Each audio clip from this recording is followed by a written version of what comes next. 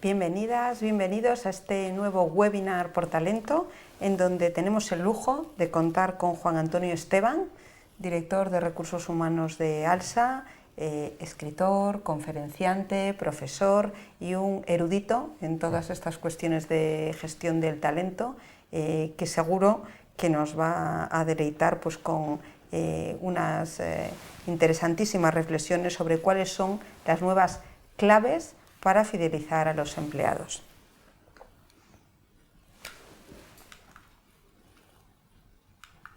En cuanto al funcionamiento del webinar, tenemos aproximadamente 30 minutos de exposición y 15 minutos para resolver todas las preguntas, con lo cual animaros a que podáis ir formulando cualquier pregunta que Juan Antonio responderá gustosamente.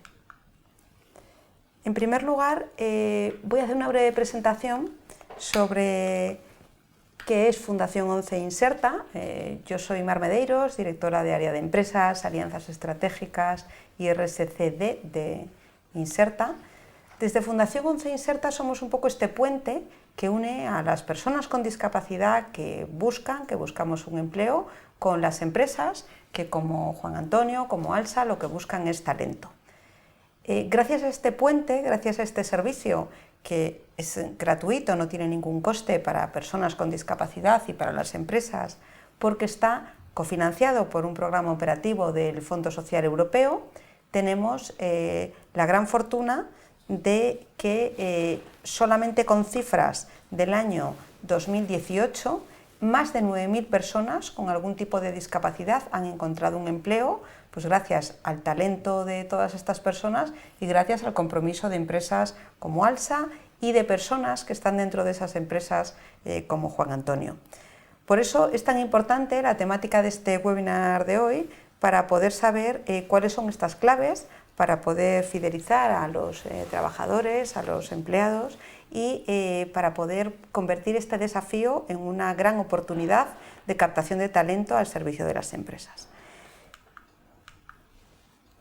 Empezamos entonces con la primera pregunta, Juan Antonio, para poder reflexionar un poco sobre por qué es tan importante fidelizar a los empleados y qué es lo que está pasando en las empresas para que se hable tanto de este tema de forma tan intensa. Muy bien, bueno, pues muchas gracias, buenas tardes o buenos días a todos, según donde estéis. Gracias por lo de erudito, yo creo que es una descripción bastante optimista. Yo solamente tengo experiencia en el tema de recursos humanos, la gestión de recursos humanos, y bueno, pues desde esta experiencia vamos a intentar, o voy a intentar, pues abrir líneas de reflexión para todos, porque la verdad es que es un desafío gestionar personas en general, fidelizar a los empleados en particular, y luego, como parte de ese trabajo de fidelización, pues la integración de personas con discapacidad, que desde mi punto de vista debe ser algo que se haga pues con un enfoque de absoluta normalidad en la estrategia de la empresa y en el proceso, ¿no? Bueno, pues preguntabas por qué es tan importante fidelizar a los empleados. Bueno, yo siempre digo una cosa, llevamos escuchando cómo las empresas llevan hablando sobre fidelizar clientes hace muchísimo tiempo, hace muchísimos años, y lo entendemos como algo normal. Pero esto de fidelizar a los empleados pues no es tan antiguo, ¿no? Y realmente probablemente es más importante en una economía de servicios como la que tenemos ahora, hacia la que vamos, ¿no? Donde hay elementos mucho más inmateriales, tener en cuenta que seremos capaces de conseguir enganchar con el cliente y que repitan comprando productos o servicios de nuestra empresa si son nuestros empleados quienes les hacen vivir la mejor experiencia, por mucha tecnología que haya. Yo creo que las empresas invierten un porcentaje muy importante de su dinero, de su capital, en la fidelización de clientes, pero ni mucho menos utilizan los mismos parámetros para fidelizar empleados. Y al final, como digo, el empleado es una palanca de conexión directa con el cliente, y la valoración que nosotros hacemos de la prestación de los servicios de las empresas es a través del contacto personal que tenemos con los empleados. Por lo tanto, la parte personal, ya veremos después la parte emocional, es muy importante, y por eso es importante fidelizarlos. Pues porque necesitamos personas que quieran quedarse con nosotros, pero es que hay un elemento adicional, no solamente que quieran quedarse con nosotros, sino que además de querer quedarse, quieran dar lo mejor de sí mismos en cada uno de los puestos.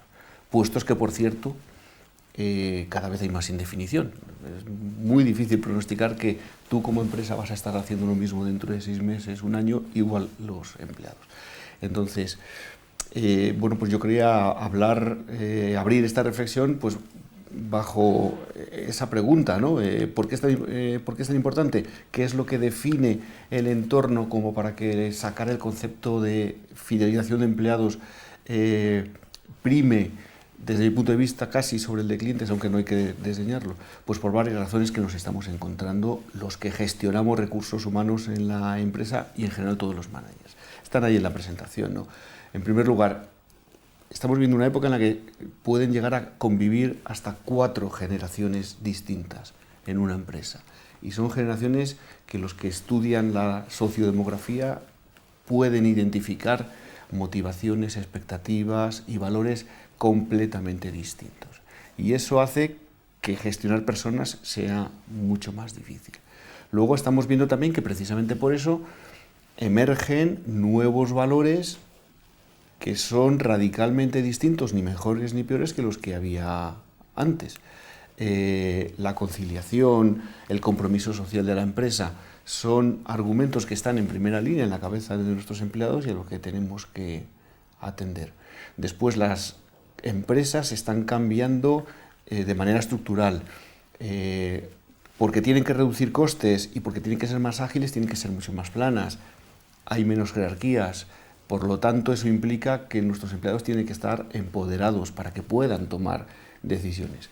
Pero luego incluso el término empleado se difumina, porque estamos yendo a un mundo en el que el empleado tradicional que conocemos, trabajando con una relación laboral, es un modelo, pero es un modelo más. Cada vez hay más empleados a tiempo parcial, cada vez hay más empleados que entran y salen en proyectos, cada vez hay más tercerización.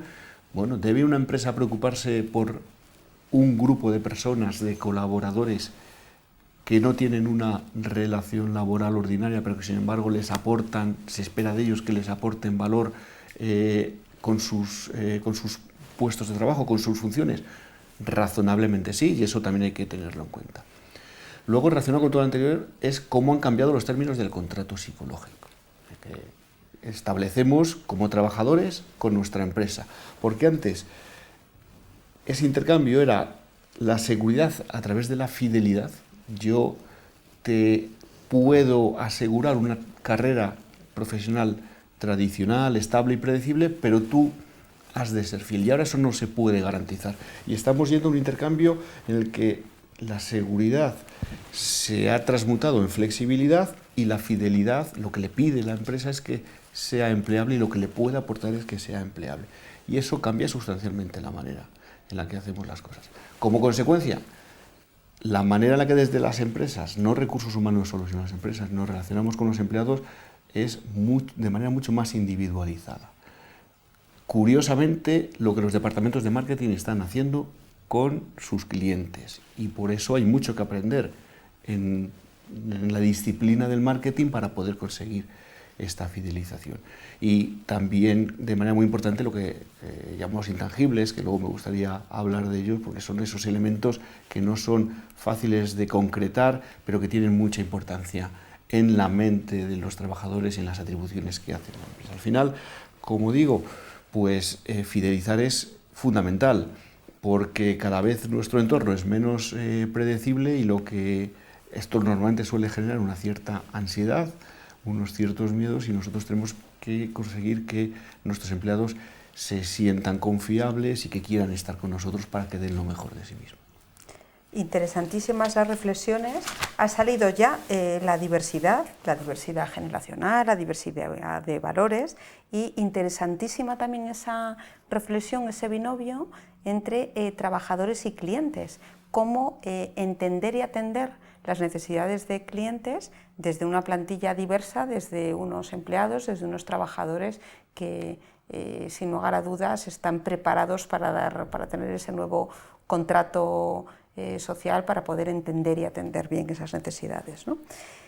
¿Qué factores hay que considerar, sobre todo desde el punto de vista de la gestión de recursos humanos, para lograr esa fidelización de los empleados? Bueno, pues como decía antes, la gestión de recursos humanos se está volviendo muy compleja y voy a tratar de resumir la respuesta porque yo creo que hay que tener en cuenta básicamente 4 grandes bloques de factores, ¿no? Si nos fijamos en la transparencia que tenemos en la pantalla, yo diría que tenemos que considerar una visión estratégica que se apoya en esos 4 pilares. Un liderazgo que se basa principalmente en el compromiso de la alta dirección, que realmente la alta dirección, si no cree en que las personas, sus empleados aportan valor, va a ser realmente complicado sostener todo lo demás, y un estilo de dirección que genere confianza. Seguro la estrategia, ¿no? Todas las empresas tienen su estrategia y la formulan. El Departamento de Recursos Humanos tiene que formular una estrategia que esté alineada con esa estrategia de la empresa y que se apoye en políticas de recursos humanos que a su vez sean coherentes entre sí. Luego no podemos olvidar tampoco los factores culturales, ¿no? Las empresas tienen culturas muy distintas porque las empresas son grupos sociales y por lo tanto no podemos olvidar que a la hora de intervenir sobre la gente, cuando se juntan, forman culturas y subculturas específicas. Y no conviene traerse, importar, copiar estrategias o políticas de otras compañías simplemente porque pensamos que han funcionado o están de moda. No perdamos de vista nunca los conceptos de diversidad y además cuanto más diversidad, más enriquecida, más dinámica va a ser la cultura. Y por último la tecnología. ¿Cómo no hablar de tecnología en la época del Big Data? En la época en la que la conectividad nos permite tener relaciones en tiempo real con todas las partes del mundo, en el que tenemos a nuestra disposición una cantidad de datos que cada vez es más difícil de gestionar. Bueno, pues esas 4 variables hay que tener en cuenta desde un punto de vista estratégico. Si me voy a la izquierda de la pantalla, lo hemos comentado antes, el punto de vista de gestión de recursos humanos está muy relacionado con el marketing de recursos humanos. Tratar a los clientes igual, a los empleados, perdón, igual que tratamos a los clientes. Un concepto fundamental es el de segmentación, ¿vale? Vamos a tratar de verlo luego, ¿no? Pero está muy vinculado a la individualización. No puedes aplicar un café para todos en lo que estés haciendo por la diversidad de variables sociodemográficas que tienes en tu plantilla. La utilización de las 4 P's del marketing, pues el diseñar una política que sea adecuada, el generar unas contraprestaciones salariales y no salariales, hacerlas llegar y comunicarlas, pues es igual que un producto, pero podemos ahí aprender mucho de nuestros compañeros de marketing. Luego el concepto que para mí es clave, que es el de experiencia de empleado, que yo creo que es un paradigma para poder gestionar a las personas.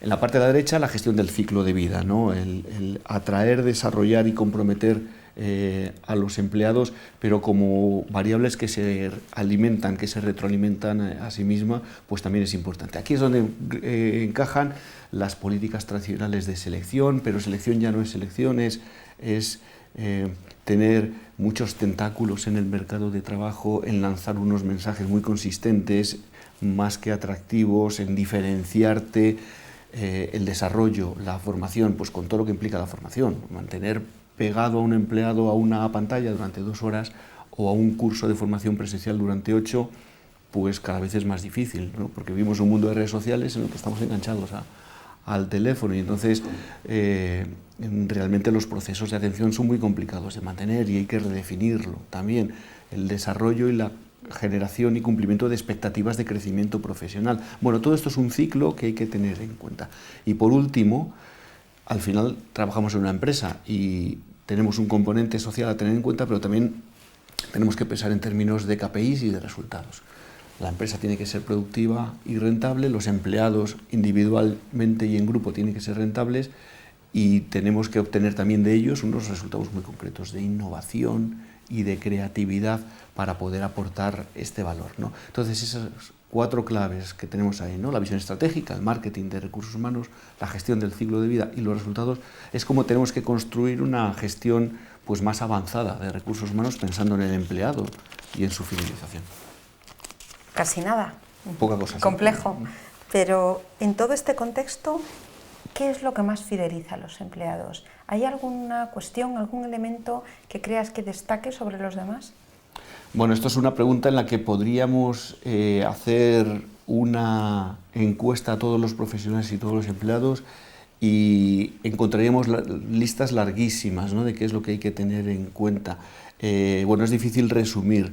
Yo me permito sintetizar, como digo, esto es muy opinable, ¿no?, en esos 8 elementos, y he marcado en rojo los 3 que yo creo que son los que más inciden, los que realmente permiten un proceso de diferenciación. Y si te das cuenta, también son de los menos tangibles que hay.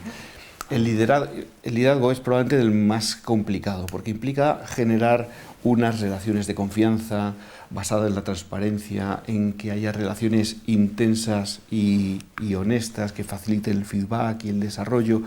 En fin, es no tener jefes, es tener líderes.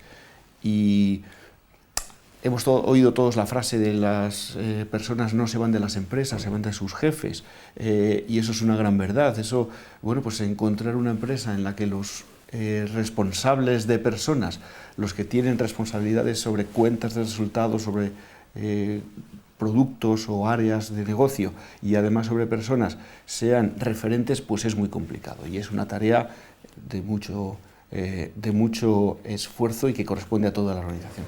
Después el desarrollo. Cuando quiero decir desarrollo, es decir que al final todos vamos a trabajar por mucho, yo no me creo, al que dice yo voy a trabajar por dinero. Si eso es verdad, estás en el lugar equivocado y probablemente no sea verdad, y lo que contribuye a retener tanto como el liderazgo es que tú estés en un sitio donde tú notas que creces como persona y como profesional. Luego ya podemos cuestionarnos. Todas las empresas lo consiguen, porque hay empresas que tienen resultados y que sin embargo pues son un ejemplo de lo que no hay que hacer. Bueno, eso es una cuestión, un debate de sostenibilidad y de largo plazo. Pero no olvidemos que cuando estamos pensando en fidelización, la gente valora extraordinariamente estar en un sitio donde hace cosas que le permiten crecer. Y por último, probablemente el más intangible, no todo el mundo estaría de acuerdo, es en el significado, ¿no? El que tú estés haciendo algo en lo que piensas que estás contribuyendo a tu entorno, a la sociedad o al mundo, ¿no? Cuando decían que Apple tenía una misión de transformar el universo, o a Google le ponían la misión de ordenar la información del mundo, y de Apple también todo el mundo ha oído hablar de que su líder era una persona con enormes carencias en las relaciones de management, ¿no? Pero sin embargo, las personas han dado lo mejor de sí mismas porque pensaban que estaban haciendo algo que iba más allá y que incluso tenía mucha más trascendencia y mucho más significado. Bueno, estos son elementos intangibles, pero yo creo que si están presentes, y si están presentes los 3 en una empresa, la fidelización está prácticamente asegurada. Y luego lo que no podemos es olvidarnos de otros elementos, el reconocer a la gente cuando consigue cosas, el retribuirles con justicia, porque aquí el concepto clave es la justicia o la sensación de equidad, el formar para potenciar el desarrollo, y porque al final la irrupción de nuevas tecnologías y la evolución de los negocios lo que requiere es que la gente sobre todo sea adaptable. Hablábamos antes del concepto de empleabilidad. Bueno, y es cierto que la formación cada vez más requiere que cada uno sea responsable de su propio proceso de crecimiento personal, pero tú también tienes que crear una serie de condiciones. Un entorno de trabajo agradable, adaptado, por ejemplo, en el caso de entornos de diversidad, gente que se preocupa por ese tipo de circunstancias. Leyendo alguna bibliografía, hablaba en el caso de una empresa como una Marks & Spencer, que tiene equipos que se dirigen, que se ocupan ocasionalmente de ir a las tiendas para valorar incluso la distancia a los baños, para que las personas con discapacidad no tengan dificultades, o el tamaño de las tazas del café. Son elementos que quizás sea el detalle, pero ese detalle marca una diferencia. Y por último, las relaciones de trabajo que hay entre empleados y la jerarquía. Es fundamental también para tener un como digo, un entorno, en este caso social, que contribuya a retener a las personas. Todo esto son importantes y estoy seguro de que si hiciéramos una encuesta entre los que nos están viendo, pues saldrían probablemente 20, 30, 40 más, pero yo creo que aquí se sintetizan prácticamente los más importantes. Sin duda. Has hablado de los intangibles. De alguna manera, ¿qué significa esto de gestionar intangibles poniendo el foco en lo que es un departamento, una gestión de talento de recursos humanos? Pues mira, en el mundo que nos toca vivir, yo lo resumiría en tener en cuenta 3 elementos que, como son intangibles, son mucho más difíciles de aprender, de manejar, pero que son fundamentales. Los valores relacionados con la cultura, unos valores que sean coherentes, que los directivos de una empresa hagan lo que dicen y digan lo que hacen, es fundamental, y que las personas que están en esa empresa hayan sido seleccionadas buscando la coherencia entre sus valores como personas y los valores de la organización. Es un elemento importante. Teniendo en cuenta que la creación de la cultura va de arriba a abajo y que, bueno, pues puede haber un cierto nivel de evolución en las culturas, pero que alguien arriba, en la posición de liderazgo, tiene que garantizar que además esos valores están muy relacionados con la sociedad, con lo que la sociedad está demandando. 2, la motivación. Tenemos en pantalla la famosa pirámide de Maslow, que todo el mundo conoce. Bueno, está muy bien, pero se agota en sí mismo. Yo creo que estamos en una sociedad en la que tenemos que mirar otras maneras de motivar a la gente. Y a mí que me interesa el mundo de la gamificación y los videojuegos, yo creo que tendríamos que tener en cuenta una cosa: si hay algo que sea capaz de retener a nuestros hijos horas y horas delante de una pantalla, que son los juegos, vamos a mirar hacia ello, porque ni el colegio, ni nosotros, ni las relaciones parece que sean capaces de hacerlo. ¿Qué elementos tienen los juegos que sean extrapolables al entorno de trabajo? Porque esos jóvenes que están con nosotros van a estar en las empresas dentro de 5 o 6 años. Entonces hay patrones y perfiles motivacionales de las personas a las que hay que adaptar los entornos de trabajo. Entonces, aplicar la gamificación a los entornos de trabajo, incluso al propio diseño de tareas, es fundamental. Yo creo que hay que tener en cuenta las nuevas teorías de la motivación que vienen de otras disciplinas para poder conseguir la retención de los empleados. Y la tercera palanca es la emoción, la gestión de las emociones. Nuestros clientes, probablemente, trabajemos donde trabajemos, son capaces de volver a comprar nuestros productos o servicios porque, además de la compra, hemos sido capaces de generar una emoción o de cumplir una expectativa. Nuestros trabajadores querrán estar con nosotros dando lo mejor de sí mismos si somos capaces de que en su entorno de trabajo vivan estas emociones, que eliminemos la parte negativa del estrés con una cultura de confianza y que creemos ese entorno de desarrollo. Entonces, es mucho más complejo para tratar de sí, pero sí quiero llamar la atención sobre la importancia de esos elementos intangibles a la hora de definir nuestras políticas de recursos humanos. Excelente. Seguro, poniéndome un poco en la piel de muchas de las personas que nos están viendo, dirán si todo esto aplica también a empresas, a sectores un poquito más tradicionales, porque siempre pensamos un poco, esto aplica a una pyme, esto aplica a una gran empresa solamente. Bueno, yo creo que no hay distintas personas, no hay una calidad o cualidades distintas en las personas que trabajan en una pyme o en una gran empresa o que son emprendedores.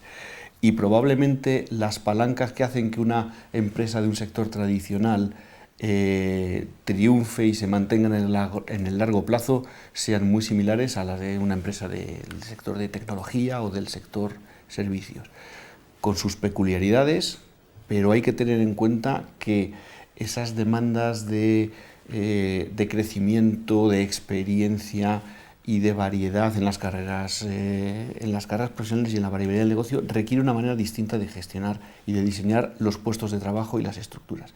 En lo que se refiere a empresas más tradicionales, no cabe quedarse con el decir, bueno, pues esto es una empresa, bueno, pues a la vieja usanza, una empresa de producción donde no cabe aplicar otro tipo de modelos, ¿no?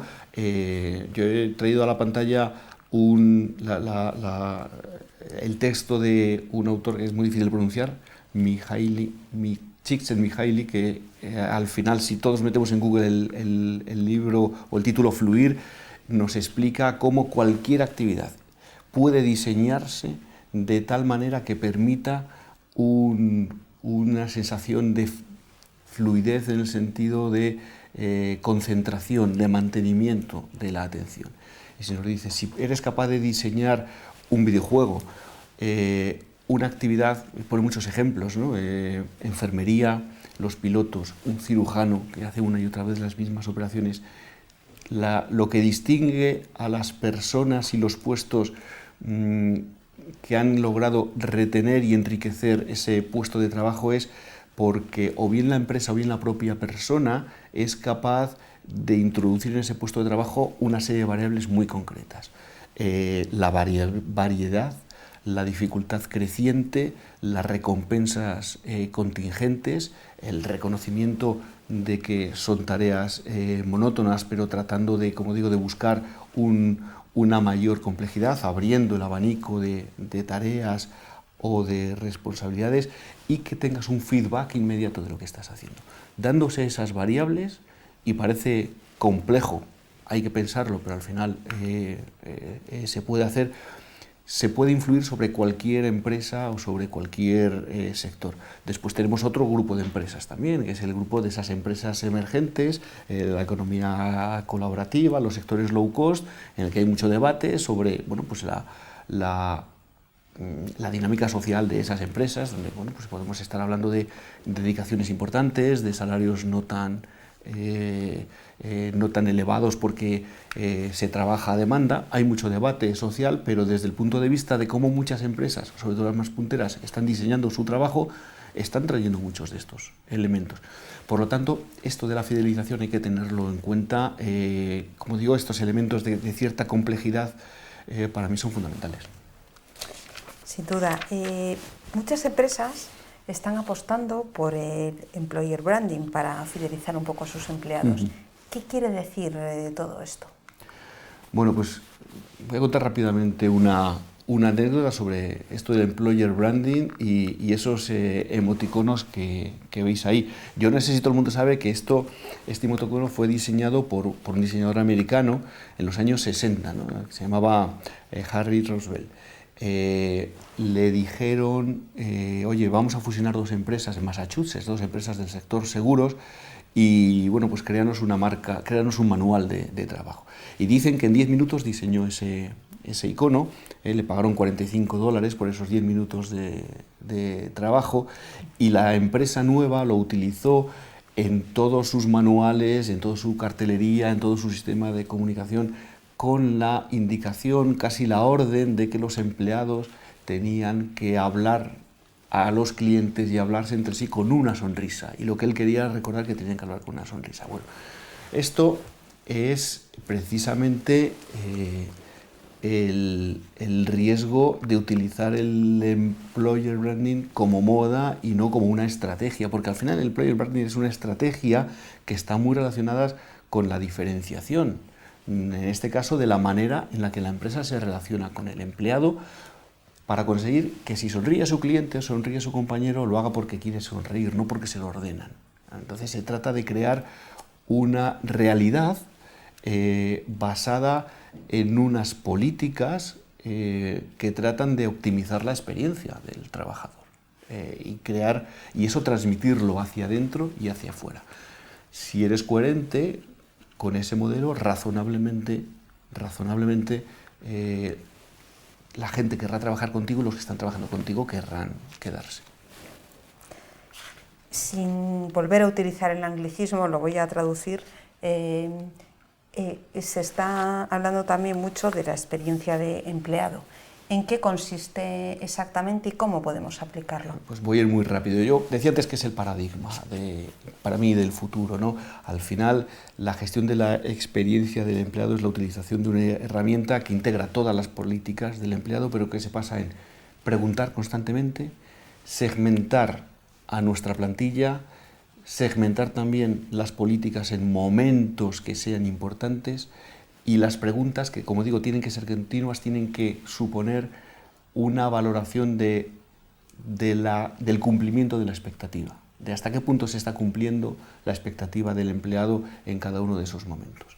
El tener información, que nos lo facilita la tecnología ahora, nos va a permitir actuar con más rapidez, con un modo muy ágil, entrar, probar, salir y participar, sobre todo con la participación del empleado. Esto es un modelo que es fácil encontrar en bibliografía.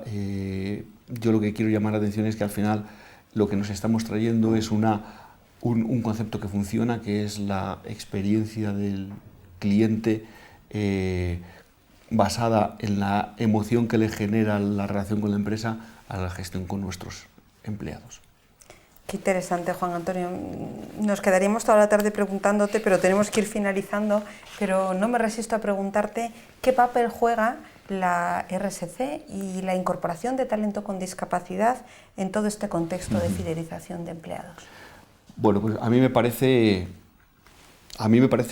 fundamental. Mira, hay una compañía que se llama Deloitte, que todo el mundo conoce, y que todos los años publica un estudio, Tendencias de Capital Humano, que está basado en encuestas a miles de directivos sobre lo que ellos consideran que es importante. En los últimos 2 años están repitiendo el concepto de empresa social. Esto es, la empresa no solamente debe de preocuparse por los resultados económicos, sino también por el impacto que genera en la sociedad. La discapacidad, al igual que la diversidad cultural, es una realidad en la que la empresa no puede volverse. Todas los que tenemos experiencia en procesos de integración de personal de discapacidad, y en mi empresa pues llevamos 4 años con un programa en el que pues no pensamos no es tanto dar trabajo, sino en dar empleabilidad, y otras muchas empresas que pueden aportar experiencias interesantes. No hace falta que midan científicamente, se puede ver en las reacciones de los empleados cómo cuando la política de la empresa es sincera, el empleado reacciona con una elevación de su nivel de compromiso. Hay mucho talento en el colectivo de personas con diversidad que todavía está pendiente de integrar en la empresa. La empresa tiene una responsabilidad en términos de concienciar a sus empleados, de poner las condiciones adecuadas y de dirigirse a la sociedad tratando de confundir sus colectivos de trabajadores con el colectivo de personas con discapacidad, hasta que haya un momento en el que eso se convierta en un elemento de modernidad. Eso es difícil de hacer, pero no es imposible de hacer. Entonces, la empresa se puede beneficiar de ese talento y además se puede beneficiar del compromiso que genera en el resto de los empleados. Como digo, es una obligación en la empresa moderna tener ese foco y ese vínculo con la sociedad y con las demandas de la sociedad. Así que me parece fundamental. Bueno, como te decía, te seguiría preguntando eternamente, pero vamos a invitar a todas las personas que están conectadas a que puedan formular sus preguntas. Hacemos un pequeño receso de unos minutos para que puedan llegar esas preguntas.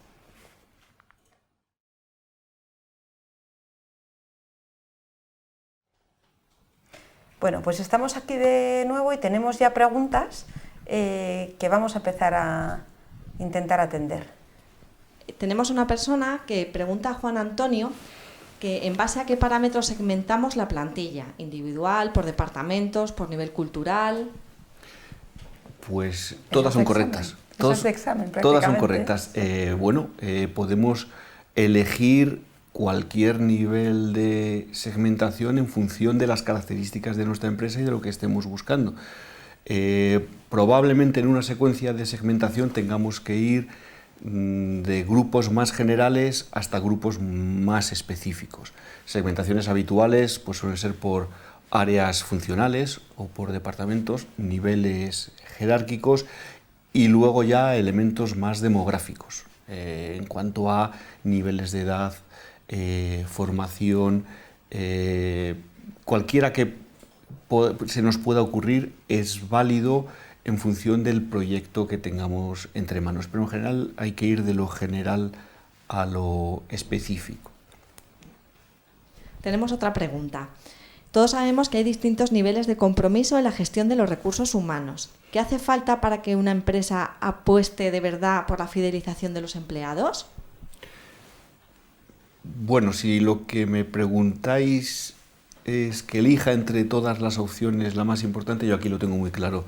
Es la verdadera conciencia de la alta dirección, en primer lugar del gerente general, del consejo delegado, del director general, de que esto realmente es un elemento diferencial. Solo eso ya en sí mismo va a condicionar una empresa diferente. Por supuesto, después eso debe de ir en cascada, pero si hay algo que transforma las organizaciones o que configura su cultura o su arquitectura de recursos humanos, es el compromiso por parte de la alta dirección, la creencia sincera en que las personas aportan un valor diferencial y merece la pena apostar por ellas.